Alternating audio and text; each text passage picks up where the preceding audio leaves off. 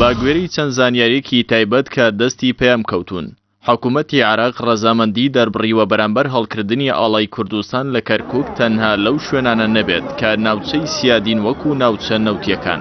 باگوێری ئەو زانیارانی دەستی پێم کەوتون لە سەرچاوەیەکی تایبەتەوە ئەو وەفدەی چوونەتە بەغداد بۆ پرسی ڕێفراندۆم نەبووە، بەڵکو بۆ بابەتی هەڵکردنی ئاڵا بووە لە شاری کەرکووک. ئەنجامی کۆبوونەوەکانیش چەند شتێکی لێکەوتوتەوە، ئەوانیش بریتین.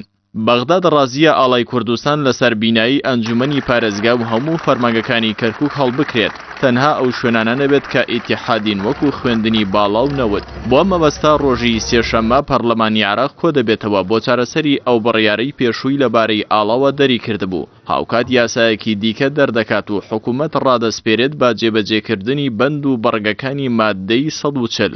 هەر بەگوێرەی زانیاریەکان ئەو وەفدە حزبیە یەکێتی و پارتی چوونەتە بەغداد نەیانتوانیوە سەرکەوتنی گەورە بەدەست بهێنن. بە واتایی ئەم پرسەی لە هەرێمی کوردستانەوە بۆی چوون کە پرسی ڕێفراندۆم بووە، هیچ قسەیەکیان لێوە نەکردووە. بەدەستی خاڵی و پێشنیازێکی عەبادیەوە گەڕاونەتەوە هەرێمی کوردستان.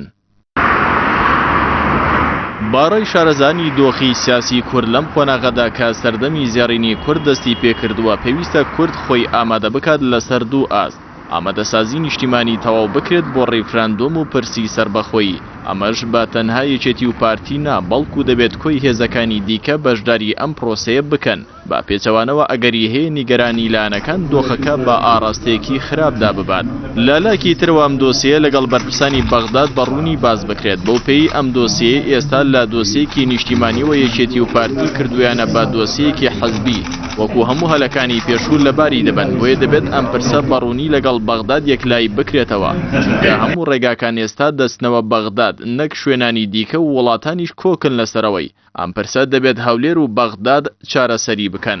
چاودێران جەخت لەسەرەوە دەکەنەوە بەم دۆخەوە کە نە سیاسەت و نە ئابووری هەرێمی کوردستان گونجاوە بۆ پرسی دەوڵەت و دامەزراوەکانی بەتەواوی پاکخراون. هیچ گرنتیەک نییە هەنگاوەکانی هەرێمی کوردستان بەرەو سەربەخۆیی سەرکەوتوو دەبێت یاخود نا.